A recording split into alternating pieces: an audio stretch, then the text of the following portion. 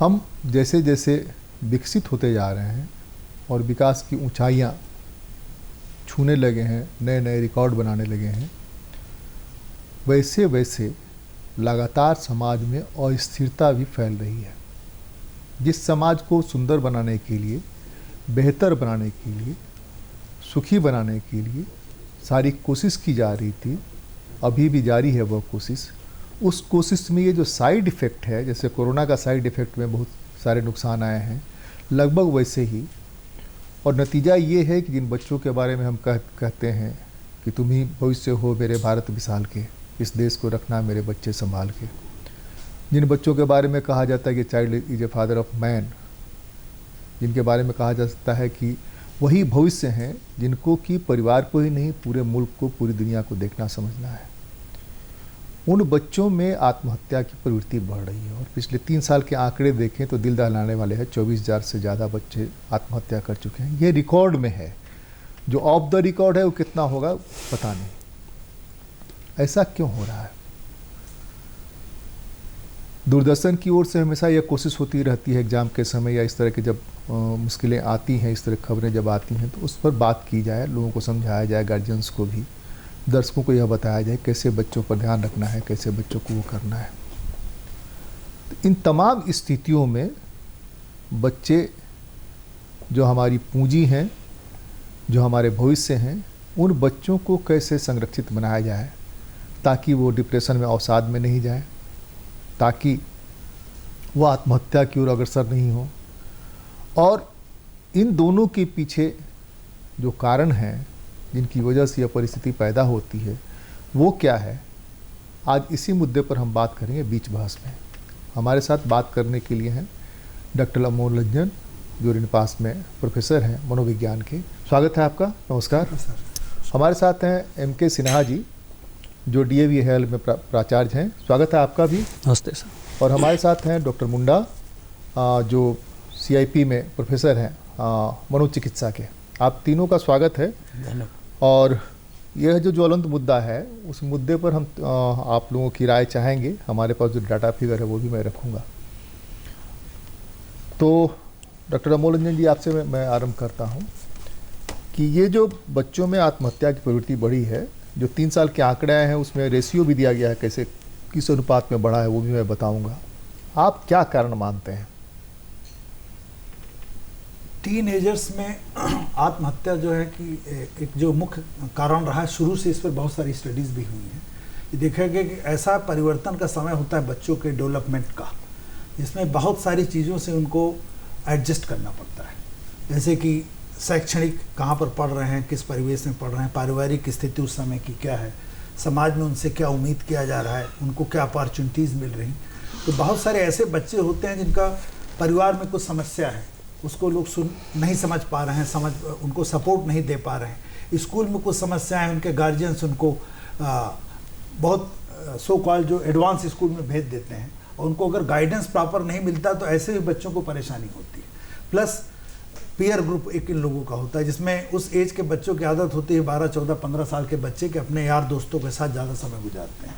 तो अगर हम लोग संवेदनशील एज ए फैमिली मेम्बर नहीं हैं तो बच्चों की संभावना ये भी बनती है कि कई बार वो ऐसे लोगों के संगत में पड़ जाएं जहाँ पे कुछ गलत आदतें भी सीख सकते हैं। तो बहुत सारी चीज़ें होती हैं जिसकी वजह से उनको जैसा अपना एक बेंचमार्क बनाते हैं कि हमको ये अचीव करना है, नहीं अचीव कर पाते, उसकी वजह से फ्रस्ट्रेशन हो जाता है। और फ्रस्ट्रेशन में अगर उनको सपोर्ट सिस्टम कमज़ोर है कहीं से भी, चाहे स्कूल हो, चाहे परिवार हो, चाहे समाज हो, तो इस टाइप के एक्सट्रीम कदम उठा लेते हैं कई बार। और ये मेन अगर आप देखेंगे तो करीब 1/5 टोटल सुसाइड जिस भी कंट्री में होता है, स्पेशली अगर हम अपने कंट्री के स्टेटिस्टिक्स लें तो करीब आप देखेंगे कि करीब 17 से 18-19% तक ये रेंज है सुसाइड का बच्चों में। तो वही है कि इन लोगों को पहचानने की ज़रूरत है कि इनकी जो भी परेशानी, अर्ली साइंस वगैरह हम लोग बात करेंगे सर, लेकिन ये निश्चित रूप से है कि ये जो डेवलपमेंटल एज है बहुत ही संवेदनशील है, और परिवार और समाज को इस बात को समझना होगा कि इनको साथ लेकर के चलना है, इनकी भावनाओं को समझना है, और किसी भी बात को इनको बिल्कुल अवॉइड नहीं कर देना है, या जानते हुए भी अनजान बन जाते हैं कि बच्चा बाहर क्या कर रहा है, किसके साथ है, आपस में मिलजुल करके बात करें। और बहुत सारे फैक्टर्स हैं जो जितने हाँ, लोग मैं हमारे आता हूँ साथ फिर हैं, आपकी तरफ। बात एम के सिन्हा साहब, ये चूँकि बच्चों को ही आप डील कर रहे हैं लगातार पिछले 2 दशक से ज़्यादा समय से, तो मैं आपसे समझना चाहता हूँ कि मैं जो समझ पा रहा हूँ उसको भी मैं रख रहा हूँ कि आजकल लगभग 100% गार्जियन का एकमात्र लक्ष्य है कि बच्चा ज़्यादा से ज़्यादा कमाने वाला बने। जी। और इसके लिए उन्होंने पहले से तय कर रखा है, किस प्रोफेशन में इसको जाना उन्होंने ही तय कर रखा है। बच्चा क्या कर सकेगा नहीं कर सकेगा इससे मतलब नहीं है, बच्चा कर सके नहीं कर सके। तो बच्चे को साइंस में डालना है, बच्चे को मेडिकल के लिए तैयारी करानी है, बच्चों को IIT के लिए तैयारी करनी है, बच्चों को इसके लिए तैयारी करनी है, बच्चे को उसके लिए तैयारी करनी है। बच्चा क्या है बच्चे को समझने का नहीं। 2000 के बाद जो दुनिया बदली है, 2000 के पहले जो दुनिया थी, खासकर 90 के बाद जो ग्लोबलाइजेशन हुआ उसके बाद जो बदलाव आए, उन बदलावों में ज़्यादा से ज़्यादा प्रॉफिट और ज़्यादा से ज़्यादा धन कमाने की लालसा उसकी तरफ वो ज़्यादा बढ़ा। आप जो फील कर रहे हैं, आपके यहाँ जो बच्चे आते हैं उसमें कितने गार्जियंस ऐसे आते हैं, कितने लोग ऐसे आते हैं जो सचमुच उनको लगता है कि बच्चे को अपने से बनने दिया जाए, जो बनना है बनेगा। है कि अपने यहाँ धर्म ग्रंथ है, धर्म ग्रंथों में कहते हैं वही है वही जो राम रचित। तो वैसी स्थिति में आप क्या फील करते हैं, और यह जो सोसाइटल टेंडेंसी है या सुसाइड करने के केसेस बढ़ रहे हैं उसको कैसे संभाला जा सकता है? आपने भी सही कहा कि पेरेंट में जो अपेक्षाएं होती है और जो कभी कभी वो स्वयं भी नहीं कर पाते, वो भी चाहते हैं कि बच्चों के द्वारा वो हो। बच्चे बड़े संवेदनशील होते हैं। बच्चे को हमें शुरू से सही वातावरण देना होता है और जो काम होता है पेरेंट का। और मैं समझता हूँ कि जैसे आप कहें ना कितने पेरेंट आते हैं, अधिकतर पेरेंट अभी जो +2 में आ रहे हैं ना एडमिशन के लिए, वो अधिकतर कहते हैं हमने तो फलाने कोचिंग में एडमिशन ले लिया, क्योंकि उनकी अपेक्षाएं हैं कि वो उधर जाएंगे। बच्चे को अपनी जो पैशन है, रुचि के अनुसार जो पैशन है, उसको आगे बढ़ाने के लिए उसको आगे काउंसलिंग करना चाहिए, उसके अंदर की चीज़ को निकालना चाहिए। जैसे एजुकेशन का, जैसे ई मतलब अंदर से छिपी हुई जो प्रतिभा उसे बाहर निकालना, और डूको का मतलब होता है उसको और आगे ले जाना। तो जो रियल एजुकेशन है, जिसको ज्ञान कहते हैं ना कि ज़िंदगी में सुख शांति समृद्धि के लिए ज्ञान की आवश्यकता होती है, और ज्ञान हमें अंधकार से प्रकाश की ओर ले जाता है। तो ये जो चीज़ है कि बच्चे में किस तरह से उसको करना चाहिए, तो मेरे ख्याल से है कि सबसे पहले proper upbringing of the children. बच्चों की परवरिश बढ़िया होनी चाहिए, बच्चों की प्रतिभा को जानना चाहिए, उसके रुचि को जानना चाहिए, उसके क्षेत्र में उसे जानने के लिए प्रेरित करना चाहिए। दूसरा है सर कि लाइफ स्टाइल आजकल जो है, जो जीवन शैली है, वो भी बच्चे को प्रभावित कर रहा है। ये जो सोशल मीडिया है, ये सारा चीज़ है जिसके कारण बच्चे भी ये निर्णय नहीं कर पाते हैं। वो कंपटीशन के होड़ में, देखा देखी के होड़ में स्वयं से न कंपटीशन करके दूसरे से कंपटीशन वो करते हैं, और इसमें वो जो सही दिशा है वो ना जा कर के दूसरे उसमें जाते हैं। तो और जब वो सफलता नहीं प्राप्त होती है तो बच्चों में ऐसी भावना होती है। कहते हैं ना कि सभी सुखों का स्रोत जो है ज्ञान है जी, है ना। Root of all happiness is enlightenment. तो ज्ञान होना कैसा चाहिए? ज्ञान हमारा विचार समृद्ध होना चाहिए। Knowledge enriching to our thought, enriching knowledge to our intellect. बुद्धि समृद्ध ज्ञान होना चाहिए। Enriching knowledge by intellect, by wisdom, बुद्धिमत्ता समृद्ध ज्ञान होना चाहिए।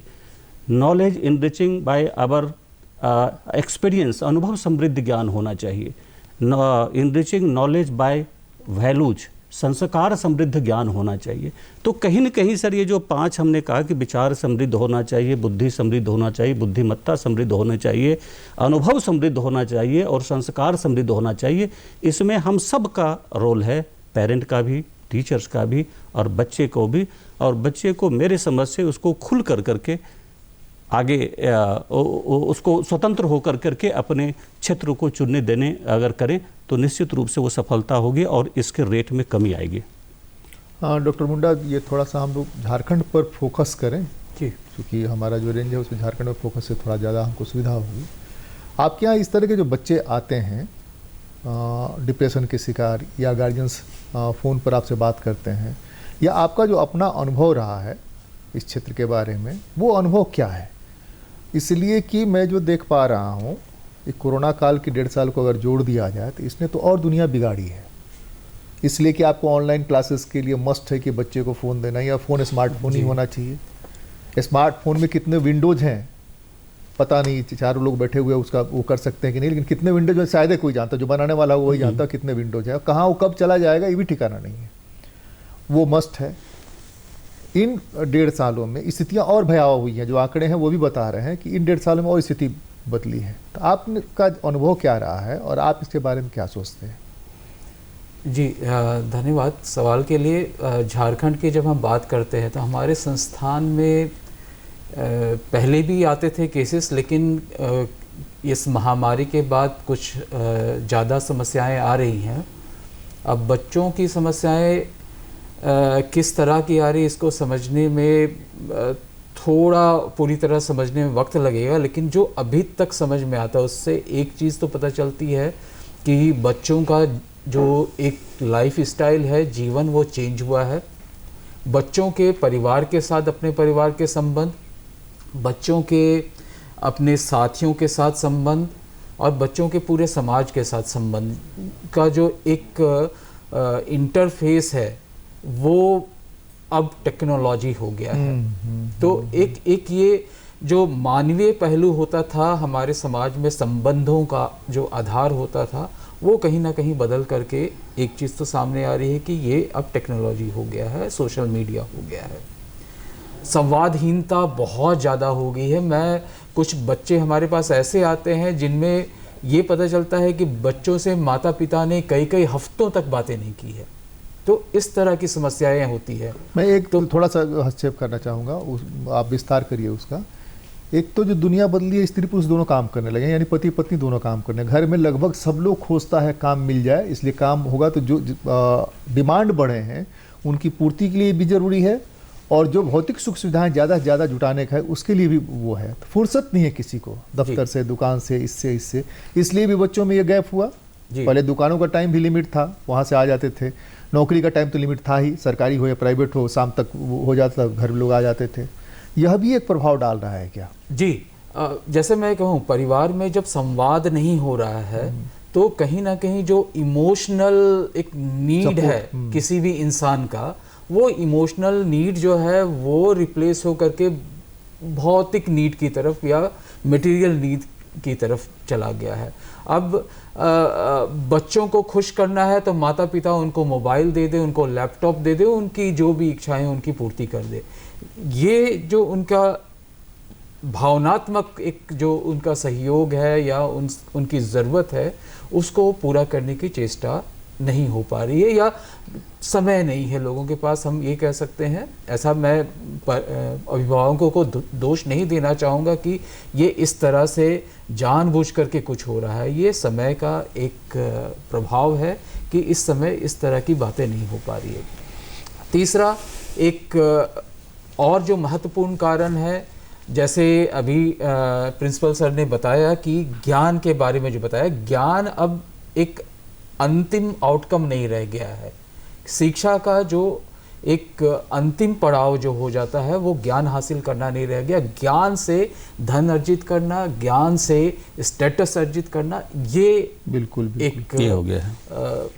बात आ गई है यहाँ पर। तो लोग ज्ञान अर्जित करने के लिए नहीं करते, धन अर्जित करने के लिए, भौतिक सुख सुविधा या स्टेटस के लिए अब शिक्षा का उपयोग कर रहे हैं। तो ये सारी चीज़ें आई है, और इन सब के बीच में जो सफलता असफलता के मायने समाज जो तैयार कर रहा है, जो परिवार तैयार कर रहा है, और ये मायने जो एक बच्चा आत्मसात करता है, ये सब कहीं ना कहीं एक बहुत ही जटिल एक स्थिति पैदा कर रही है, और इन सब का परिणाम जो है, जो हम लोग आज डिस्कस कर रहे हैं। अभी दिल्ली के एक एडीजी ने चिट्ठी लिखी है प्रधानमंत्री को, और चिट्ठी में यही लिखा है कि भाई फ्री फायर और पबजी इंडिया जो है इसको बंद कराया जाए। हमारे बच्चों पर जिसका जो प्रभाव पड़ रहा है, नहीं पड़ रहा है। जो विंडोज़ के बारे में मैं बात कर रहा हूँ, तो ये विंडोज़ जो हैं और जो आंकड़े हैं, वो आंकड़े तो इतने भयावह हैं कि वो कह रहा है कि सच्चे विकास में असंतुलन तो हो ही रहा है, बच्चों के पास पेशेंस खत्म हो जा रहा है। ये जो जज साहब की चिट्ठी है उसमें यही लिखा हुआ है कि उसमें पेशेंस वो लूज करता जा रहा है। तो किसी ने अनुभव किया और उनको लगा कि हम अपने दायरे में नहीं कर सकते, तो जो इस देश का मुखिया उसको लिख सकते हैं, उससे बात कर सकते हैं। और ये कल के आत्महत्या के खबर के बाद की दूसरी खबर है ये, और ये चीज़ें लगातार अभी आएंगी और बढ़ेंगी। अमूल रंजन जी, इसमें क्या हो सकता है? जो बच्चे क्या कि हमको याद है कि बच्चों को खेलने का भरपूर समय मिलता था। कबड्डी में जीतने से लेकर के, वो कबड्डी में यह नहीं था कि जैसे फिल्मों में आजकल दिखा रहा है कि उसका हाथ तोड़ दिया, उसका पैर तोड़ दिया, उसको मार दिए। कबड्डी में जीतना है और जीतने बाद सब लोग साथ मिलकर खाना वो है, वो खेलने का समय ही गायब है। एक्चुअली सर हुआ क्या है कि जितनी भी चीज़ें अगर आप देख रहे हैं तो नैतिक शिक्षा जो शुरुआत में होती थी, फिजिकल एजुकेशन जो स्कूल में दिए जाते थे, वो एक यही दिया जाता था कि हेल्दी प्रतिस्पर्धा की तरफ हम बढ़ें, खेलेंगे हम रोज़, हार जीत एक पार्ट है, रूटीन है। लेकिन आज की तारीख में गार्जियंस की भी डे वन से सोच होती है हमारा बच्चा टॉप करे, उसका इंटेलेक्चुअल पोटेंशियल कुछ भी हो, लेकिन उसके लिए पूरी ताकत लगा देंगे। 4 ट्यूशन होगा, स्कूल प्रिंसिपल साहब से रोज़ मिलेंगे, टीचर से मिलेंगे, बच्चे के पीछे पड़े रहेंगे। तो उसका भी एक लिमिट है। बच्चे खेलते आजकल खेलने के लिए नहीं, जीतने के लिए शुरू कर दिए। जैसे ये सब भी जो आजकल कंप्यूटर वगैरह जो बच्चे इंटरनेट के थ्रू खेल रहे हैं, दे गेट इंस्टेंट प्लेजर। और यही चीज़ें हैं कि अगर हम ये नहीं सीखेंगे कि जीत से ज़्यादा ज़रूरी है सीखना कि हम हारें कैसे, उसको किस तरीके से लें, और उसके लिए हम बिल्कुल तत्पर नहीं रहते हैं। इम्पल्सिव हम इसीलिए हो गए, धैर्य इसीलिए हमारा खोता चला जा रहा है कि अगर हम एक्सपेक्ट किए कितना आना चाहिए था, नंबर कम आया, तो लगता है कि शायद हम बिल्कुल अलग हो गए हैं समाज से, घर वाले हमको गलत समझेंगे। अभी 12th का रिजल्ट आया CBSE का, इसका 97-98% मार्क्स आया, they are also not satisfied, क्योंकि उनका एक्सपेक्टेशन और ज़्यादा था। तो ये चीज़ हम बोलते हैं यही ये एक्सपेक्टेशन प्रिंसिपल और टीचर ने भी बढ़ाया है ना भाई। आप बोलिए CBSE में 100 में 100 कैसे आएगा, ये हमको समझ में नहीं आता है। पहले एक्सप्लेन करना रहता था, अब ऑब्जेक्टिव है, हिंदी में भी ऑब्जेक्टिव, पता नहीं बिल्कुल ठीक सर आप बोल ये हो रहा है कि इसकी वजह से बच्चों के साथ क्या हो गया है कि हम हमेशा बोलते हैं गार्जियंस को, टीचर्स को, जब भी ट्रेनिंग वगैरह हम लोग करते हैं या खुद लोग आते हैं, कि बच्चे को ये ज़रूर हमेशा तैयार रहना चाहिए कि अगर ये चीज़ नहीं मिली तो क्या होगा, और उससे ज़्यादा उनके गार्जियंस को, क्योंकि गार्जियंस जितना ज़्यादा स्ट्रेस में आ जाते हैं आजकल कि लगता है कि पूरी दुनिया ख़त्म हो गई। पहले ये था ना कि बच्चे को नौकरी नहीं मिली, खेती एक सपोर्ट हुआ करता था कि तुम आओ खेत में जो होगा मिल बांट के खाएंगे। अब वो सपोर्ट धीरे धीरे खत्म हो गया है। पहले एक जगह था कि जहां हम जा करके रो सकते थे, और रोने वाली जगह ही खत्म हो गई। तो सर यही समाज में जो बदलाव हुआ है ना, तो जो अब जैसे कि ये सबके परिवार में है, तो इसीलिए हम बोलते हैं कि सपोर्ट सिस्टम बहुत स्ट्रांग है। घर जैसे बहुत सारे लोग हैं कि घर में बहुत विपरीत परिस्थितियां, लेकिन बच्चों को सपोर्ट दिए रहते हैं कि यही एक अंतिम परीक्षा नहीं है, इसके बाद भी नहीं। वो सपोर्ट तो देते हैं ना, मोबाइल देते हैं, महंगा से महंगा मोबाइल खरीद के सपोर्ट नहीं। तो सर यही हम लोग बोलते हैं एक चीज और बहुत इंपॉर्टेंट है, गार्जियंस जो वो मांगता है वो मंगा देते हैं बाजार से खाने का। नहीं ये नहीं, यही हम लोग हमेशा बोलते हैं कि हम लोग अपने बच्चों को सब कुछ देते हैं इमोशनल बार्गेनिंग के रूप में, कि हम उसको समय नहीं दे पा रहे हैं, क्वालिटी नहीं दे पा रहे हैं, अपना सेल्फ नहीं देते, संस्कार है ना, और उसको सब कुछ देते हैं। उसके बाद फिर कहते हैं कि बच्चा हमारी बात नहीं सुनता है, हम जो सोचे थे ऐसा अचीव नहीं किया। तो बच्चे में उस क्वालिटी को बचपन से ही डेवलप करना है। किसी के साथ बाहर भी जा रहा तो कम से कम सही बात अगर आके बोलता है तो हमको कैसे रिएक्ट करना है, क्या करना है, और जब क्राइसिस में हो लोग तब उनके साथ खड़े रहना है। अगर जैसे कि अभी डॉक्टर मुंडा साहब बतला रहे थे कि बहुत सारे ऐसे भी गार्जियंस हैं जो बच्चों से बातचीत नहीं करते हैं। भाई कोई ऐसा काम नहीं है दुनिया में कि आप अपने बच्चों को निगलेक्ट कर दें। अल्टीमेटली परिवार किस लिए है? उन्हीं के लिए है जो हम अर्न करते हैं, जो काम करते हैं, है ना, अच्छे स्कूल में भेजते हैं। जैसे प्रिंसिपल साहब ने बहुत सारी बातें बताई कि भाई गार्जियन का अपना एम्बिशन है, जो हम खुद नहीं अचीव कर पाए एज ए गार्जियन, हम चाहते हैं हमारे बच्चा वो अचीव कर ले। तो हर चीज़ें जो हम चाहते हैं वो नहीं होगा, तो बच्चे भी एक लेवल तक फ्रस्ट्रेशन को झेलते हैं, अपना इन्फीरियरिटी कॉम्प्लेक्स डेवलप हो गया, उनको लोग कमेंट करते हैं, घर वाले करते हैं, और कई बार अगर उनको सही टाइम पे नहीं पहचान पाए, उनका साथ नहीं दिए, तो कई बार एक्सट्रीम कदम जैसे सुसाइड वगैरह भी होता है। इसीलिए और एकेडमिक एक रीजन हो सकता है, और दूसरा सबसे ज़्यादा सुसाइड हो रहा आजकल रिलेशनशिप जो टीनेजर्स का है। बहुत जल्दी ये लोग जैसे कि अर्ली एज होता है ना, तो कहीं ना कहीं इस टाइप के भी उलझन में फंस जाते हैं जहाँ पे आपसी संबंध बॉयज़ गर्ल्स का हो जाता है, जिसमें कि समझ में नहीं आता क्या सही और गलत है। वो ब्रेकअप हो गया तो इमोशनली इतना चार्ज हो, तो उसमें भी गार्जियन को समझना है कि कोई ऐसी चीज़ नहीं हो गई है, संबंध दोस्ती हुई, यारी हुई, कोएड है ना, तो इस टाइप की चीज़ें हो सकती है, लेकिन लिमिट सबको समझना है।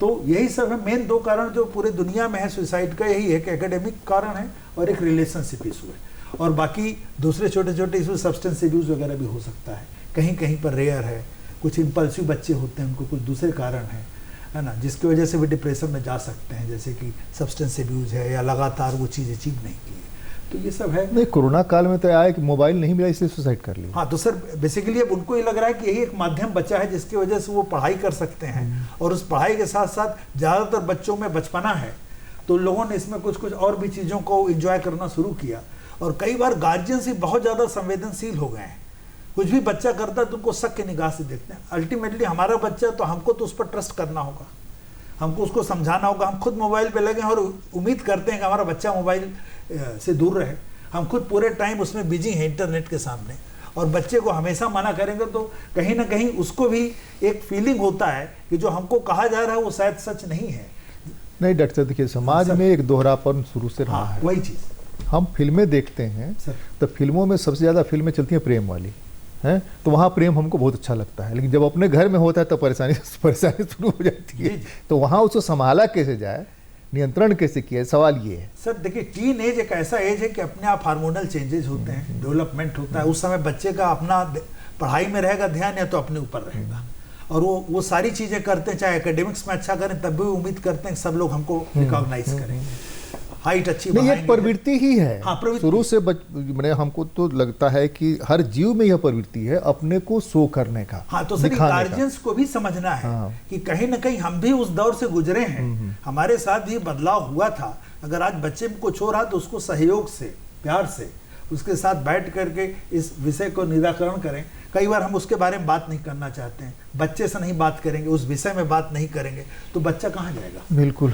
तो इस टाइप की चीज़ें भी उसको फ्रस्ट्रेट कर देती हैं कि शायद उसकी बात को लोग समझ नहीं पा रहे हैं। और कई बार दोस्ती होने का मतलब बिल्कुल नहीं कि उसको हम गलत अर्थ में लें, लेकिन कई बार रिएक्शंस इतने ख़राब हो जाते हैं कि लगता है कि सब खत्म हो गया, क्या पढ़ेगा आगे, कैसे करेंगे, ये फ्यूचर क्या होगा, और ये सब बातें घर में जब होने लगती हैं तो अपने आप एक डिप्रेसिव कॉग्निशन घर के अंदर डेवलप शुरू हो जाता है। लोगों को लगता है कुछ नकारात्मक चीज़ें हो रही परिवार में जो शायद नहीं होना चाहिए था। तो हर चीज़ों को ये मानना है कि हर सारी परिस्थितियों के साथ हमको आगे बढ़ना है, पढ़ना भी है, सामाजिक रूप से अपने आप को स्थापित करना है, स्वस्थ रहना है, फिजिकल एक्सरसाइज एक्टिविटीज़ को बढ़ाना है, सोशल लाइफ को भी मेंटेन रखना है, और टेक्नोलॉजी के हम सर्वेंट नहीं हो सकते हैं, हम इसके मास्टर अगर बने रहेंगे तभी चीज़ें चलेंगी। हम लोग इसके सर्वेंट बन गए हैं आजकल टेक्नोलॉजी के, यही दिक्कत है। हम अपने बच्चे को मना करते और हम खुद मोबाइल से दूर नहीं रह पाते, और एक बहुत बड़ा कारण है कि बच्चे रिएक्ट करते हैं। सर सिन्हा साहब, ये जो डॉक्टर अमोल रंजन ने कहा उस पर आपकी क्या राय है? देखिए सर, जीवन में कोई भी एग्जामिनेशन, कोई भी रिजल्ट, कोई भी इंसिडेंट मेक और मार नहीं होता, ये हमें बच्चे में इनकलकेट करना होगा। आज अपेक्षा से थोड़ा कम मार्क्स आ गया, ऐसा नहीं कि यही पहली एग्ज़ाम है और आखिरी एग्ज़ाम है, उसको उस चुनौती को अवसर बनाना चाहिए और आगे ध्येय तैयार करना चाहिए, लक्ष्य तैयार करना चाहिए कि हमें कैसे और अच्छा करना चाहिए। और इसमें पेरेंट को और टीचर को और समाज को, ये सभी को मिल करके उसमें साथ होना चाहिए। आज जो है ना कि जैसे डॉक्टर साहब कह रहे थे, आज विकृतियाँ जो आ रही है, चाहे मोबाइल हो, चाहे नेट हो, चाहे फेसबुक है, कई ऐसे चीज़ें हैं और आज तक हम नहीं जानते हैं। फेसबुक हमारे पास नहीं है, ट्विटर हमारे पास नहीं है, कुछ नहीं। व्हाट्सएप सीखा क्योंकि अब ज़रूरी हो गया, बच्चे सब कुछ जानते हैं। तो जो अभी आपने कहा कि पेरेंट को रोल मॉडल बनना होगा, टीचर को रोल मॉडल बनना होगा, और टीचर कैसे बने? आप बताइए, पेरेंट और टीचर कैसे बनेगा? ये दोनों सवाल आपने बहुत गंभीर उठाया जी। सारी समस्या का जड़ भी यही है। टीचर की अपनी ड्यूटी है 8 घंटे की, इसके अलावा टीचर को अपना परिवार है, टीचर को अपना मोबाइल, ऐसा नहीं है कि उसको मोबाइल नहीं चाहिए, टीचर को भी मोबाइल चाहिए, गार्जियंस की भी वही स्थिति है। इसमें संतुलन कैसे बने? टेक्नोलॉजी जो है, टेक्नोलॉजी से जैसे डॉक्टर अमोल रंजन ने कहा कि हम गुलाम नहीं बने, संतुलन कैसे बनाए, ये सवाल है। तब ना वो बच्चों के साथ गप करेगा, बच्चों के साथ समय देगा, बच्चों को लेकर घुमाने लेकर के जाएगा। बच्चों को घुमाने ले जाने में भी मोबाइल सबसे पहले काम आता है, नहीं लगे हुए उसी में। बच्चा कह रहे चलो घूमने चलते हैं, पहाड़ देखने चलते हैं, झरना देखने चलते हैं, लेकिन यहाँ मोबाइल से फुर्सत नहीं, इसको जवाब देना है, उसको जवाब देना है, उसको जवाब देना है। सर, साइंस एंड टेक्नोलॉजी जो है कभी अभिशाप नहीं होता, नहीं, गांधी जी ने हमेशा- कहा कि अगर धर्म के साथ वो नहीं जुड़ा हुआ है, हाँ, मैं बता संस्कार रहा के साथ, हूँ, जी आगे बता रहा हूँ, ये हमेशा वरदान होता है, जी लेकिन डिपेंड करता है हमारे पर कि हम उसका इस्तेमाल कैसे करते हैं। जैसे डॉक्टर साहब बोले ना, अभी बताया कि रोल मॉडल बनना कैसे होगा। जो गुण, जो स्वभाव, जो कर्म हम अपने बच्चों में देखना चाहते हैं, वही गुण, स्वभाव और कर्म हमारे अपने अंदर लाना पड़ेगा, चाहे घर में पेरेंट का हो, चाहे शिक्षक का हो। सर, अगर हम काम ठीक से नहीं करें तो हमारा कोई नैतिक अधिकार नहीं होगा, या हमारे बोलने का उस पर सकारात्मक प्रभाव नहीं पड़ेगा कि वो ठीक करे। नहीं, कहा जाता है ऐसा, लेकिन होता है वो एकदम उलट है। हाँ हाँ, नहीं होता ऐसा नहीं, वही कर रहा हूँ, और इसी कारण तो ये सब हो रहा है। हाँ हाँ हाँ, यही तो कारण है इसका। तो ये चीज़ जो है बैलेंस बनाना पड़ेगा कि चाहे वो सफलता हो, विफलता हो, मान हो, सम्मान हो, जय हो, विजय हो, सभी में मानसिक संतुलन कैसे बना करके रखें।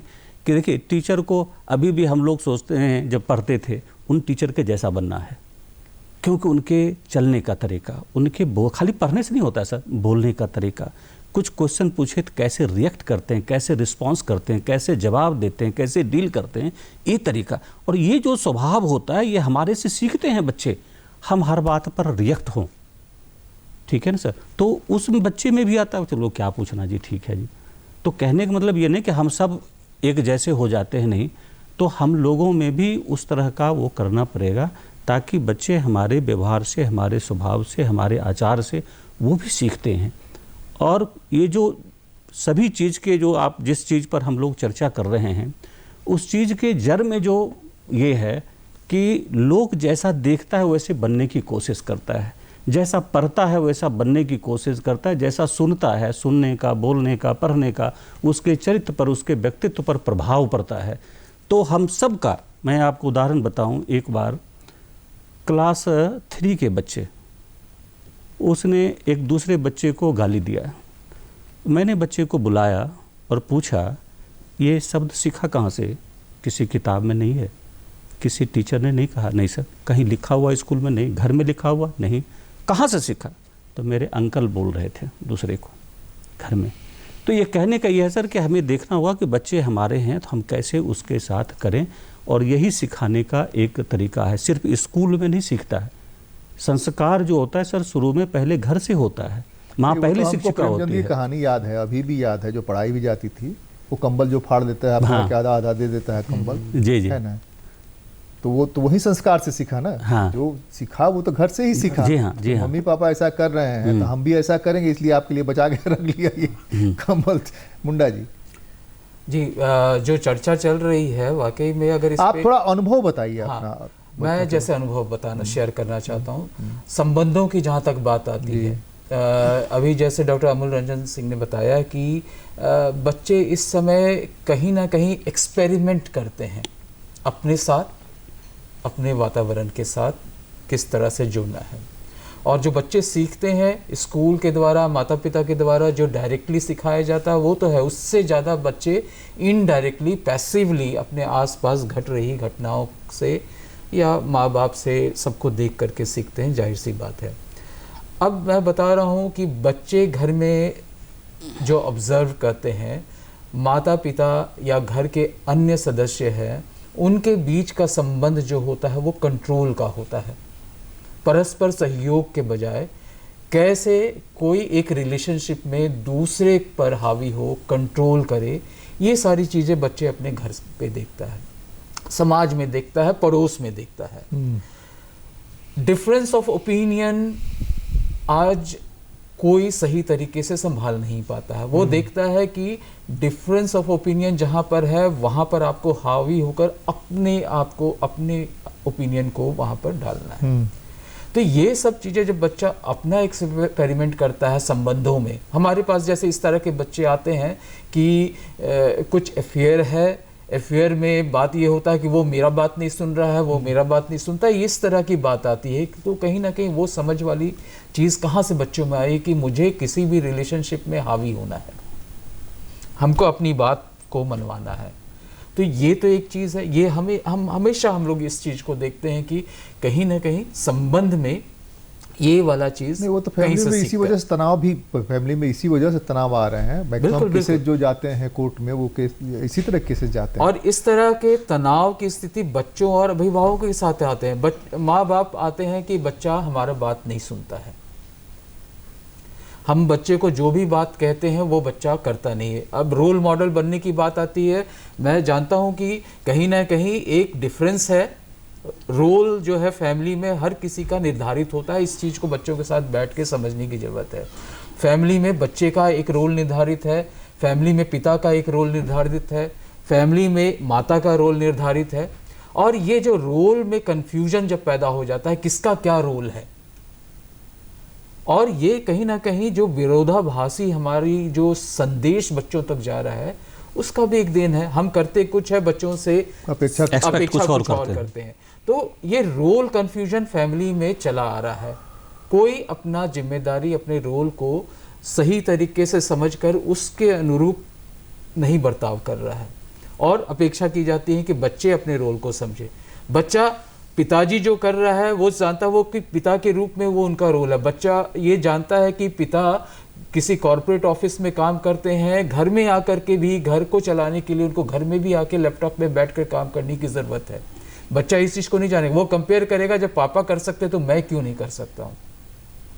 तो ये रोल कन्फ्यूजन की बात होगी। बच्चे को कोई समझाया नहीं जाता है कि तुम्हारा अभी ये रोल है, तुम बड़े होगे तो तुम्हारा भी ये रोल चेंज होगा, तुम भी ये सब करोगे। तो ये सारी चीज़ें हम लोग, ये जब हम लोग फैमिली का असेसमेंट करते हैं तो ये सारी चीज़ें उभर कर सामने आती है। एक तो ये है संबंधों वाली बात। मैं अभी तक जितने भी हम लोग केसेस देखते हैं, मुझे लगता है उन केसेस में जो एकेडमिक परेशानियां होती है उससे कई गुना ज़्यादा रिलेशनशिप इश्यूज होते हैं। चाहे वो रिलेशनशिप बच्चों और माता पिता का हो, बच्चों का अपने दोस्तों के साथ हो, ये सबसे ज़्यादा मायने रखते हैं। और किस तरह से बच्चे इन रिलेशनशिप से उत्पन्न होने वाली भावनाओं को व्यक्त करते हैं, ये भी एक बहुत बड़ा पहलू है। आपको कुछ बच्चे होंगे वो ज़रूरत से ज़्यादा व्यक्त करते हैं, ज़रूरत से ज़्यादा गुस्सा करते हैं, वो अभिव्यक्ति का जो सीमा है उसको लांघ जाते हैं। कुछ बच्चे हैं वो अभिव्यक्त ही नहीं कर पाते हैं, वो सारा कुछ अपने अंदर समेट लेते हैं। वो ज़्यादा खतरनाक है। ये ज़्यादा खतरनाक है। तो समस्याओं का एक बहुत अलग अलग चरण में ये सब देखने को मिलता है, और उसके अनुरूप हम लोग कई बार डिसीजन लेते हैं कि कैसे इस पे आगे बढ़ा जाए। ये भी एक बहुत जटिल प्रोसेस है, समय किसी के पास नहीं होता। हम लोग चाहते हैं कि बैठ करके काउंसलिंग का अलग अलग सेशंस हो, जिसमें कि हम लोग माता पिता बच्चों के साथ थोड़ा वक्त बिता करके एक सही जो एक दिशा है उसकी ओर बढ़े। तो नहीं, फिर मैं डॉक्टर अमूल रंजन ये आ रहा हूँ, विकास का यह जो मॉडल है, इस मॉडल को हम वो नहीं कर सकते हैं, मतलब इससे भाग भी नहीं सकते हैं, कोई हमारे पास नहीं है। जब डॉक्टर ये मिस्टर सिन्हा ने कहा कि भाई अभिशाप नहीं है, वरदान है विज्ञान, लेकिन इस वरदान ने जो अभिशाप दिया है वह अपने आप में बहुत ही व्यथित करने वाला है। इसलिए कि हमारे आय की सीमा क्या होगी, हमारी ज़रूरतें क्या होगी, वो तय नहीं है। दूसरे कि हमारा ईगो इतना बड़ा है कि हम एक परिवार में, संयुक्त परिवार में तो रह ही नहीं सकते। सिंगल यूनिट और सिंगल यूनिट से कैप्सूल यूनिट। अब रिलेशंस भी जो है, रिलेशंस के लिए अलग रूम है, अपना वहाँ रहेगा, हम अपने यहाँ रहेंगे, अपने यहाँ रहेंगे, बच्चे कहीं और रहेंगे, हम लोग जाकर जब जिसको फुर्सत होगी जाकर देख आएंगे। ये जो मैं है, यह अगर मैं कम नहीं होता है इस विकास में भी, इसलिए कि जैसे शुरुआत आपने की थी कि भाई इस विकास के बावजूद बच्चे अंततः बच्चे के लिए ही करते हैं, जो भी हम कमाई करते हैं बच्चे के लिए करते हैं। और बच्चे से अपेक्षा ये करते हैं कि कल को, आज हम उंगली पकड़ के चल रहे हैं, कल को हमारी उंगली पकड़ सके। कुछ दे नहीं तो उंगली पकड़, लेकिन उंगली पकड़ने की गुंजाइश नहीं है। हम तो बच्चे को इतना ऊंचा उड़ा देना चाहते हैं, पंख कतर के, कि वो नीचे भी नहीं आ सकता है, फिर उड़ करके नीचे आ सके। इसको कैसे नियंत्रित करें? बच्चों में आत्महत्या हो रही है, लगातार रेशियो बढ़ता जा रहा है, हम चर्चाएं करते जा रहे हैं, कोई फर्क नहीं पड़ रहा है। कह सकते हैं कि आबादी के हिसाब से कुछ नहीं है, लेकिन जो है वो बहुत भयावह है। सर, सबसे जो हम सभी लोग इस बात से सहमत है और सबको मालूम भी है कि जो पारिवारिक संवाद होता है किसी भी उसका, अगर हेल्दी है तो आप देखेंगे कि हंसी खुशी का माहौल है, हर चीज़ें हैं। कोई परेशानी भी आती है, कोई उलझन भी होता है, कोई कन्फ्लिक्ट भी है तो उसको रिजॉल्व कर लेते हैं लोग। लेकिन आजकल पहले ये था ना भाई कि पिता चले गए तो माँ रहती थी, दादी रहती थी, नानी रहती थी, फुआ रहती थी, चाची, कोई ना कोई रहता था, नहीं तो बगल का पड़ोसी परिवार रहता था। अब तो रिश्ता चाहे जितना बेहतर हो, पड़ोस में रखना बच्चे को बहुत मुश्किल काम है। सर विद इन फैमिली भी अब सब यूनिट्स हो गए। हाँ हाँ हाँ, जैसे कि बच्चे हैं तो आपस में 2 बच्चों का इंटरेक्शन हो रहा है, हस्बैंड वाइफ को अपना है। कई बार होता है कि बस उनसे काम की ही बात हो, बस बस बस, है ना। तो जब वो कोई अपनी उलझन के साथ आ रहे हैं तो हो सकता है हम उतना समय नहीं दे पाए या उनकी बात पर ध्यान न दें, उनको लगता है शायद हम बाद में इसको देख लेंगे जी। तो अब बच्चे इतने संवेदनशील होते हैं, और स्पेशली जो टीनेजर्स होते हैं उनको लगता है कि जो भी उनके मन में बात है उसको तुरंत सुना जाए, समझा जाए, और उनके कॉन्टेक्स्ट में उसको एक्सप्लेन, मतलब उसका कोई जवाब ढूंढा जाए। ऐसा नहीं वो सुनना चाहते कि नहीं ये नहीं करना चाहिए, ये नहीं करो, ऐसे मत करो, ये तो शुरू से सुनते आ रहे हैं, है ना। तो इसीलिए बोला जाता है कि कम से कम जिसका हेल्दी फैमिली है, जिसका इंटरैक्शन, हेल्दी का मतलब है कि हेल्दी इंटरैक्शन है, पैसा कम भी है लेकिन आपस में बात व्यवहार अच्छा है, पैसा कम है तो इंटरेक्शन है, जब तक पैसा कम है एक दूसरे को रेस्पेक्ट करें, एक दूसरे की भावनाओं को समझें, और सबका अपना सेल्फ है, चाहे छोटा बच्चा भी है और कोई बड़ा है। अगर हम किसी को हर्ट कर रहे हैं तो उस बात को समझना होगा कि हमने इसको हर्ट किया है ना। अगर हम गलत है तो उसको एक्सेप्ट करें। तो आजकल दिक्कत ये हो गई कि हम लोग किसी को समय नहीं दे पा रहे हैं, और हम सब व्यक्ति परिवार में समझता है हम अपने परिवार के लिए तो कर रहे हैं, हम जो कर रहे हैं बहुत अच्छा कर रहे हैं, उसमें कुछ गलत नहीं सोच रहे हैं। बच्चा भी सोचता है कि हमने जो डिसीजन लिया कुछ गलत नहीं लिया है, शायद हमारे परिवार वाले समझ नहीं पा रहे हैं, चाहे एकेडमिक्स में हो, चाहे रिलेशनशिप में हो, चाहे पीयर ग्रुप का इंटरैक्शन हो, है ना। तो ये सब चीज़ें चल रही हैं, और धीरे धीरे इसमें सर टेक्नोलॉजी को हम जब अडॉप्ट कर रहे हैं तो हो सकता है कि अगले 2, 4, 5 साल के बाद एक टाइम फिर से ऐसा आएगा कि इसका हम बहुत ज़्यादा उस तरीके से नहीं इसमें घुसेंगे जैसे अभी घुस गए हैं। क्योंकि अभी जब शुरू में कोई चीज़ बच्चों के हाथ में मिलती है तो उसका वो लोग चाहते हैं पता नहीं इसमें क्या क्या चीज़ें हैं, क्यूरियोसिटी है, उसमें चलते चले जा रहे हैं, और इसमें कई ऐसे इंस्टेंट प्लेजर मिलता है ना, जो उनको लगता है कि हर चीज़ तो तुरंत मिल गई। कोई चीज़ सर्च करिए, क्लासरूम में हम लोग बैठे रहते हैं, हम लोग भी पढ़ाते हैं, स्टूडेंट्स वहाँ पर भी सर्च कर लेता है, हम क्या बोलना चाह रहे हैं उसको भी पता है, सर्च कर लिए। तो पहले लोग बुक रखते थे, तो जो इंस्टेंट है ये थोड़ी देर के लिए सेटिस्फैक्शन है, ऐसा नहीं कि हम उसको याद कर लिए या हमारे अंदर चला गया। तो बच्चे जब धीरे धीरे इसको समझ जाते हैं तो इसकी उपयोगिता फिर थोड़ा कम हो जाता है। जैसे आजकल बहुत सारे लोग जो हैं फैमिलीज, आजकल वो लोग करते हैं कि नहीं संडे को हम मोबाइल नहीं टच करेंगे, जब तक तो कोई इमरजेंट चीज़ नहीं है, ज़बरदस्ती मैसेज नहीं भेजेंगे, उस दिन ये सर्च नहीं करेंगे, और that should be for everyone, है ना। तो जब इस टाइप की चीज़ें हम करेंगे जिसको सब लोग फॉलो कर रहे हैं, तो कहीं ना कहीं बच्चा भी उसी परिधि के अंदर, उसी नॉर्म्स के अंदर अपने आप को इस्टेब्लिश करेगा। लेकिन फिर भी बच्चों का एक अपना टाइम होता है जिसमें उनको कुछ फ्रीडम देना ही होगा, देना चाहिए। अगर हम घर में फ्रीडम नहीं दे रहे हैं तो निश्चित रूप से ये हमको मानना चाहिए कि अगर उसको मौका मिलेगा तो शायद उस बाउंड्री से काफ़ी आगे चला जाएगा। तो गार्जियंस को, और हम लोग भी टीचर ही हैं तो हम लोगों को भी पता रहता है कि हम इनको कितना रिस्ट्रिक्शन में रखें, कितनी चीज़ों को इनसे शेयर करें, कहाँ तक इनको रोकें, और कई जगह पर इनको फ्रीडम देना चाहिए। और ट्रस्ट तो हमको करना ही होगा। अगर बच्चे अपने पेरेंट्स पर ट्रस्ट करते हैं, टीचर पर ट्रस्ट करते हैं, तो हम उन पर ट्रस्ट क्यों नहीं करेंगे। और एक टाइम निश्चित ऐसा है, धीरे धीरे वही बच्चे जो शुरुआत में हम लोगों के पास आते थे, लगता था कि ये मोबाइल के बिना सर्वाइव नहीं करेगा, ये नहीं करेगा, ये सब बातें आती थी। लेकिन आजकल वही बच्चे हैं कि उसको हेल्दी तरीके से लिए, पापा भी कुछ काम करे तो उनके पास भी गए, पापा ज़रा ये अल्लाह थोड़ी देर हम खेल लेते हैं, आप बैठो, है ना, मम्मी ये कर लो, एक साथ लोग बैठें, एक साथ खाना खाएं। आजकल दिक्कत क्या हो गई, हम खाना खा रहे हैं तो मोबाइल में लगे हैं, कुछ कर रहे हैं। कहीं पर भी 4 लोग परिवार के गए हैं तो they do not talk to each other, चारों लोग अपना लगे, सब लोग अपने अपने में लगे हैं। कार से कहीं यात्रा कर रहे हैं, चारों सब लोग अपने अपनी दुनिया में रह रहे हैं। तो हमको तो ये बताना है कि दुनिया हमारा परिवार है, हमारे लोग। हम स्कूल कॉलेज में जब जाते हैं, अब कई बार हम प्रिंसिपल साहब के यहाँ गए हुए हैं, वो एक फैमिली के तरीके से डील किया था। CIP है, CIP as a family, red pass as a family, हम लोग टर्म भी यूज करते हैं कि कम से कम हमारे कर्मचारी, हमारे लोग, हम लोग आपस में अच्छे से बातचीत कर सकें। अगर हम टाइट लिप्ड रहेंगे, बातचीत नहीं करेंगे शेयर, तो बहुत सारे मन में चीज़ें चलती रहती हैं। तो परिवार तो शुरुआत है, तो हमको लगता है कि सबसे पहले हमको परिवार से शुरू करना है, वहीं से समाज बनता है और वहीं से बच्चे बाहर जाते हैं नए उसमें। तो सर जो सब यूनिट्स का जो सिस्टम है उसको कहीं ना कहीं डिफ्यूज करने की ज़रूरत है। जैसे आपने बतलाया कि सब लोग जितने भी लोग आपस में बातचीत करें, ग्रैंड पेरेंट्स अगर आते हैं, कोई आते हैं, एक्सटेंडेड फैमिली है, अगर ग्रैंड पेरेंट्स नहीं है, पास पड़ोस के लोग हैं, तो खुल करके हंसें, खुल करके बातचीत करें, कोई किसी को क्रिटिसाइज कर रहा है तो उसको गलत अर्थ में हमेशा नहीं लेना है, उसको एक हेल्दी तरीके से ले। कोई टीचर किसी को बोल दिया बेटा तुमको ये चीज़ नहीं आता, इसको पढ़ना है, इसका मतलब कि टीचर आपको समझ रहे हैं, परिवार के लोग नहीं बोलेंगे तो कौन बोलेगा, टीचर नहीं बोलेंगे तो कौन बोलेगा, किसी को तो बतलाना होगा, है ना। तो बच्चों को भी समझना है कि सारे पेरेंट्स, सारे टीचर, सारे समाज के लोग उनकी तरफ देख रहे हैं, उनसे पूरी उम्मीद है, उन पर पूरा विश्वास है ना। और कहीं पर भी क्राइसिस है, घबराहट है, तो किसी से अपनी बात को जरूर शेयर करना चाहिए। कई बार घर में ब्रोकन फैमिलीज होता है, कोई शराब पीते हैं, कोई और कोई कारण है परिवार में, तो किसी ऐसे व्यक्ति को जरूर ढूंढिए, है ना, जिनसे आप अपनी बात कह सकें। अपने शिक्षक से जरूर शेयर करने की कोशिश करें। हर स्कूल में 2-4 इतने संवेदनशील शिक्षक होते हैं जो पढ़ाई के अलावा भी दूसरे विषयों में भी बहुत अच्छा दिशा निर्देश और समझाते हैं बच्चों को।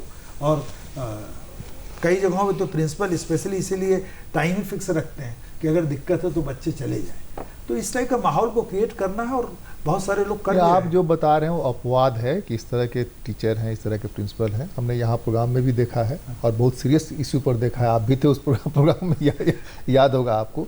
हम ये कह रहे हैं कि वो कहीं जा करके अपनी बात कर सके। जैसे कि एक हमारा अपना अनुभव रहा है कि दुनिया में हर व्यक्ति एक चाहता है कि कोई एक ऐसा आदमी हो जहाँ जा करके हम रो सकें उसके कंधे पर, और वो हमको पीठ थपथपा के कहे कि मैं हूँ ना, करे कुछ नहीं करे लेकिन इतना भर आश्वस्त करे, इतना भर आश्वासन दे, तो वहाँ से उसकी ज़िंदगी मुड़ने लगती है, अपनी तरफ आगे बढ़ने लगती है। वो यहाँ नहीं है। मैं अपने यूनिवर्सिटी में जो पढ़ाता हूँ वहाँ जो हमारा अनुभव है वो आपके साथ शेयर कर रहा हूँ, आप सब लोगों से उस पर टिप्पणी चाहूँगा। मैक्सिमम बच्चे सर ये दीजिए, नोट्स दीजिए ना, तो नोट्स नहीं देते हैं। सर सब टीचर तो देते हैं। हम बोले उनसे पूछो, उनकी बात हमसे क्यों कर रहे हो? उनका अंदाज अलग है पढ़ाने का, हमारा अंदाज अलग है। और नहीं सर तो कैसे पढ़ेंगे, कैसे पास करेंगे, कैसे वो होगा सर, तो गेस करा दिए। हमने गेस क्या कराएंगे, हम जो पढ़ा रहे हैं क्वेश्चन तो उसी में आएगा ना, जो सिलेबस है क्वेश्चन तो उसी में आएगा ना। तो यह हमको भी झेलना पड़ता है। हमारी पढ़ाई का तरीका यह है कि बच्चों में सवाल पूछने की ज़्यादा से ज़्यादा प्रवृत्ति उत्पन्न हो। मेरे पढ़ाने का कोई मतलब नहीं है अगर वो सवाल नहीं पूछता है हमसे। जब हम ही से नहीं पूछ सकते, बाहर में क्या सवाल पूछेगा, किससे पूछेगा, किस पर सवाल करेगा? वो अपने से भी सवाल नहीं कर सकता है। तो यह जो है कि नोट्स दे दीजिए बना कि हम याद करके जाके लिख करके चले, आप तो वो दुनिया भी नहीं है जिसमें आप लिख के आइएगा। आप तो ऑब्जेक्टिव दुनिया है, जब तक पूरा नहीं रहेगा तब तक आप वो नहीं करिएगा।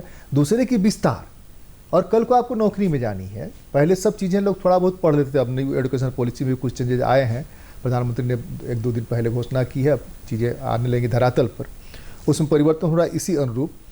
लेकिन हम फिर गाड़ी हमारी वहीं अटक जा रही है कि हम इस मौजूदा माहौल में कम से कम अपने राज्य में कैसे आत्महत्या को दर को कम कर सकते हैं, अवसाद के दर को कम कर सकते हैं, मेंटल डिजीज के दर को कम कर सकते हैं, खास करके बच्चों में। इसलिए कि माल न्यूट्रिशन यहाँ बहुत ज़्यादा है, और माल न्यूट्रिशन सिर्फ गाँव में नहीं है, शहरों में भी है। और माल न्यूट्रिशन तक बच्चे नहीं समझ पा रहे हैं, गार्जियंस नहीं समझ पा रहे हैं। उसकी वजह से दिमाग का जो विकास है वो भी रुका हुआ है। अब मास्टर कहता है 2 दूनी 4 बता रहे हैं, तुमको सुनाई नहीं दे रहा है 2 दूनी 4 हम कह रहे हैं। वो दिमाग उसे एक्सेप्ट करे तब ना, रिसीव करे तब ना। सिन्हा साहब। सर मुख्य रूप से जो बात अभी उभर के आई कि संवाद सबका सॉल्यूशन है, संवाद करना चाहिए। जो आपने भी कहा ना कि एकल परिवार और संयुक्त परिवार की बात, पहले जो संस्कार और मूल्य देने की बात थी, दादा दादी, नाना नानी, चाचा चाची, मौसा मौसी, सबका अपना रोल था। बच्चे जाके 1-1 महीना, और आज जो है ये सारा भार माता पिता पर पड़ गया। और वैसे करीब करीब अभी माता पिता हैं जो दोनों चाहते हैं काम करना, इसलिए कहीं न कहीं इसमें कमी आई है और इस कमी को दूर करना चाहिए। जैसे नहीं, कहीं शौकिया बहुत ज़्यादा के लिए कर रहे हैं, हाँ, मजबूरी में कर रहे हैं, दोनों चीज़ें शामिल। एक बार कहीं मैं पढ़ा था सर कि अमेरिका के एक राष्ट्रपति ने कहा था, अगर भारत के पंचतंत्र की कहानियाँ पढ़ लिया जाए तो पॉलिटिक्स पढ़ने की जरूरत नहीं होगी। मैं एक छोटी सी 1 मिनट में कहानी कहता हूँ सर। एक चिड़िया का है, भीषण आग लगी, चिड़िया अपने चोंच से पानी निकाल करके तालाब में डाल रहे हैं, अरे आग पर डाल रहे थे तालाब से निकाल के। सारे पशु पक्षी सब निकल रहे थे, इतनी आग तेज थी। तो एक बंदर कहता है कि तुम भी निकल चलो, इसमें आग है, बुझने वाला नहीं है और इतनी तेज है, चलो कहीं और चल करके आशियाना बनाएंगे। चिड़िया कहती है कि यही जंगल था जिसमें हमारे पूर्वजों ने फल फूल कंद खाए, यहीं के पानी पिया, यहीं के हवा लिया। आज इस जंगल पर विपत्ति है, तो हम इसको छोड़ के कैसे चले जाएं? बिल्कुल बिल्कुल। फिर खड़ा होकर के बंदर वहाँ देख रहा, चिड़ियाँ पानी ले चोंच में उसमें डालते रहे। फिर कहता है कि देख, मैं दोबारा कहता हूँ, सब लोग निकल गए, तुम भी निकलो। बोले मैं जानती हूँ कि मेरे इस चोंच भर पानी से इस भीषण आग को कुछ नहीं होगा, लेकिन जब इस आग का इतिहास लिखा जाएगा तो मेरा नाम आग बुझाने वाले में होगा, आग लगाने वालों में नहीं होगा। मैं एक साधारण उदाहरण दे रहा हूँ सर कि ये जो मूल्य है, ये आचरण के साथ साथ इस तरह की कहानियाँ हैं जो पहले घर में सुनाया जाता था, और ये आज भी ज़रूरत है इसकी। ये नहीं कि ये पुरानी बात हो गई है।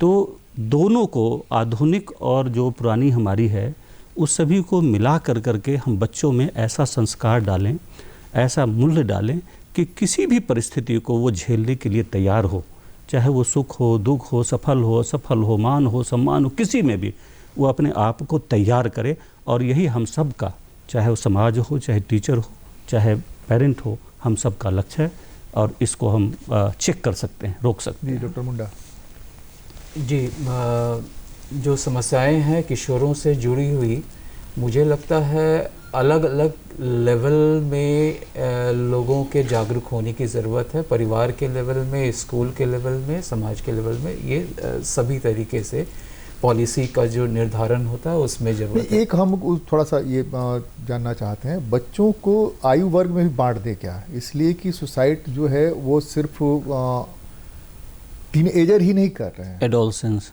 जी जी, किशोर अवस्था जब हम बात करते हैं तो ये समझ लीजिए 9-10 वर्ष से शुरू होकर के आपके 16-17 साल की उम्र तक। अब वो जो स्थिति है हमको लगता है और नीचे आने वाली है। जिस ढंग से गुस्सा कि आप देखिएगा अखबार न्यूज क्या है भाई, मोबाइल पर खेलने नहीं दिया, इसलिए सुसाइड के लिए तालाब में जाकर कूद गया। कल 6th के बच्चे ने सुसाइड किया। जी जी, मतलब अभी हर चीज का उम्र घट रहा। आप देखेंगे मोबाइल यूज करने, अपना मोबाइल रखने का बच्चों में एक वो कि मेरा अपना मोबाइल होना चाहिए। मतलब हम पिता का, माता का, परिवार का मोबाइल नहीं इस्तेमाल करेंगे, ये व्यक्तिगत मेरा मोबाइल होना चाहिए, और इस मोबाइल को किसी और को छूने की इजाजत, लॉक रहता है सर उसमें, लॉक रहेगी।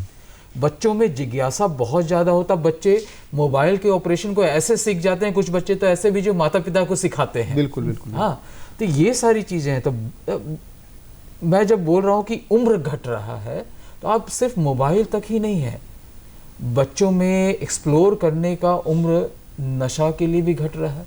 आप देखिए बहुत ही छोटे छोटे बच्चे आज सिगरेट का पीना सीख रहे हैं, गुटखा खाना सीख रहे हैं, शराब पीना सीख रहे हैं। तो ये जो समाज का एक विकृत रूप है, इसको भी बदलने की ज़रूरत है। बहुत सारी पॉलिसी बनी हुई है कि स्कूल के 500 मीटर के दायरे में कोई तंबाकू गुटखा नहीं मिलना चाहिए। आप जाकर के देखिए वस्तुस्थिति क्या है। तो कहीं ना कहीं ये जो समाज का जिम्मेदारी है उसका भी निर्वहन नहीं हो रहा। बच्चे एक्सपोज्ड है हर बुरी चीज़ के लिए।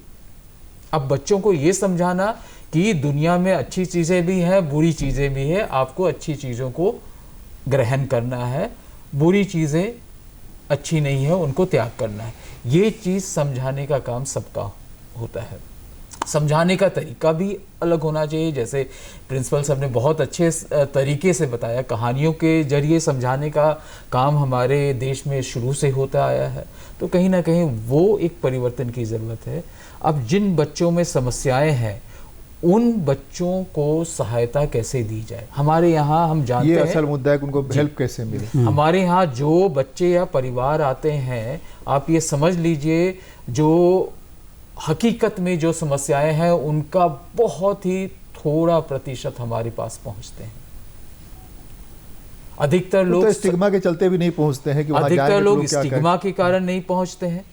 बिल्कुल सही आपने कहा, पता नहीं है कि कहाँ पहुंचे। और कई बार जो ये बात कर रहे हैं हम लोग, संवाद की बात कर रहे हैं, कई बार क्या होता है बच्चे के मन में एक प्रकार का यही स्टिग्मा होता है कि अगर मैं किसी के सामने रोऊंगा, अगर मैं किसी के सामने अगर अपनी तकलीफ बताता हूं तो कल मैं हंसी का पात्र हो जाऊंगा अपने दोस्तों के बीच में। तो क्या तरीका होना चाहिए? हमने देखा, हमने हमारे यहाँ बहुत सारे स्कूलों में हमने कहा कि एक बॉक्स रख देने के लिए जिन बच्चों का समस्या है वो एक एनोनिमस रह करके अपनी समस्या को रखे, और वो जो समस्या है वो सिर्फ एक टीचर स्कूल का जो जिम्मेदार टीचर है वो उसको हैंडल करे। किस बच्चे को समस्या है, जैसे कौन वो टीचर कन्फेस करने का सिस्टम है ना। हाँ जैसे कन्फेस कर, तो इस तरह की चीजें, मतलब आपको तरीके बदलते रहने होंगे समय के साथ साथ बच्चों के साथ डील करने के लिए। एक ही सॉल्यूशन, एक ही तरीका हर वक्त हर बच्चे के साथ काम आएगा ये जरूरी नहीं है। अलग बच्चे अलग स्वभाव के होते हैं, हमारा तरीका अलग अलग समय पे उसी के हिसाब से चेंज होना चाहिए। इस बात को समझने की जरूरत है। एक लाइन खींच देना वो सॉल्यूशन नहीं है, बिल्कुल नहीं है। एक तो इस पूरे चर्चा में जो बातें आई कि अभिभावक ही सबसे बड़े मनोचिकित्सक हो सकते हैं, अभिभावक ही रोल मॉडल बन सकते हैं और दे सकते हैं कि रोल मॉडल कौन होगा। ज़माना बदलता है, उसके हिसाब से चीज़ें भी बदलती हैं। कभी गांधी रोल मॉडल हुआ करते, भगत सिंह, सुभाष चंद्र बोस रोल मॉडल हुआ करते हैं। अब दुनिया बदली है, उस हिसाब से चीज़ें बदल रही हैं। वैज्ञानिक रोल मॉडल हुआ करते थे। तो यह देखना आपकी ड्यूटी है जो अभिभावक हैं। अभिभावक बड़ा भाई भी हो सकता है, माता पिता भी हो सकते हैं, आसपास में जो लोग हैं वो भी हो सकते हैं। और शिक्षकों की तो अपनी जो जिम्मेवारी है, टीचर्स की अपनी जो जिम्मेवारी है, वो भी इसी समाज से गए हुए लोग हैं, इसलिए उनको अलग से हम क्या कहें। उनके यहाँ भी लगभग यही समस्या है। ये सब मिल कर के इस समस्या का समाधान करने की तरफ अगर आगे बढ़ते हैं तो तय मानिए कि हम संयुक्त परिवार की तरफ तो नहीं लौट पाएंगे शायद, लेकिन संयुक्त परिवारों में जो गुण हुआ करता था, जिस गुण की वजह से बच्चों को संस्कार मिलता था, मूल्य पता चलता, वैल्यूज़ क्या है, वो अगर नहीं रहा तो आपका बच्चा कितना ही बड़ा हो जाए, कितना ही पैसा कमा ले, वो किसी समाज के काम नहीं आना है, आपके काम नहीं आना है। बीच बहस में आज तो बस इतना ही। अगली बार मिलते हैं, किसी और मुद्दे पर चर्चा करते हैं। आप सबको बहुत बहुत धन्यवाद। जोहार, नमस्कार, धन्यवाद।